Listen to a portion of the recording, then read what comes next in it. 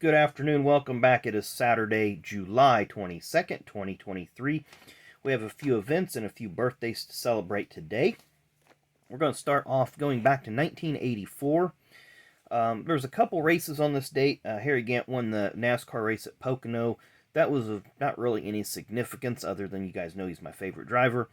But the same day, just a few hundred miles to the west, Mario Andretti won a crash-marred Michigan 500 for the IndyCar Series. Mario, if you go back and watch this race, sorry as I try to get us to focus here, this race was crash-marred. I think at least 3 drivers were taken to the hospital that day. Phil Kruger, Chip Ganassi, and Alan Sir Jr. There was a number of other crashes. And then Mario Andretti beat Tom Sneva by a whisker at the finish line. So, a very good race to go back and watch. On this day in 1990, Jeff Bodine won at Pocono, but the bigger news event for the day was Rich Vogler was scheduled to make his first NASCAR start.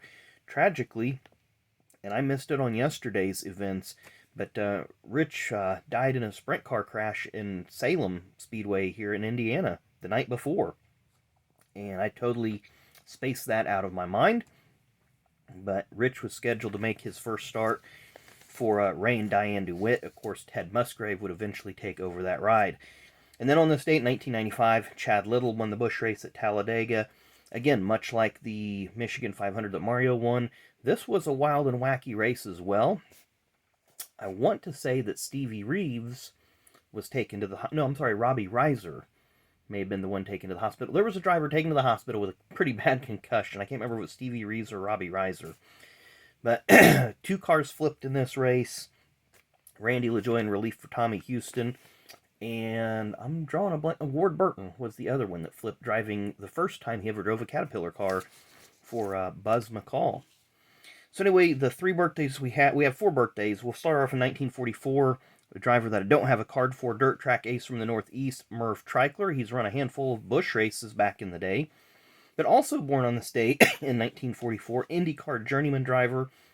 This is the only card that I could find of him, Mr. Dennis Firestone. And it's always funny to see the name Firestone and Goodyear on the same uniform. In the back of this, you can see I've had this card since I was little. Probably the only reason I hang on to it is just because, I've had it since I was little, not really worried about the value, but just kind of one of those nostalgic things. Dennis was a journeyman driver, never had top-notch equipment, but always tried to make the Indy 500, as well as several other IndyCar races during that era in the mid-'80s, late '80s. Born on this date in 1978, longtime Joe Gibbs crew chief, team manager, etc., Mr. Adam Stevens. And I couldn't remember that I had this card or not, and it was over here in the pile that I've got yet to be sorted of different crew chiefs, so I was happy to find that one.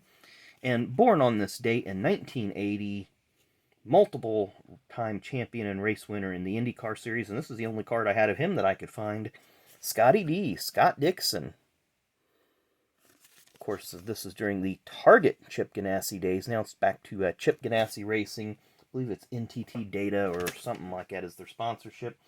But very, very cool. So happy birthday to all those drivers, their fans, etc., Hope you guys have a great rest of your Saturday. We're not going to the Speedrome or anywhere else tonight, just kind of taking a day and relaxing, so looking forward to that.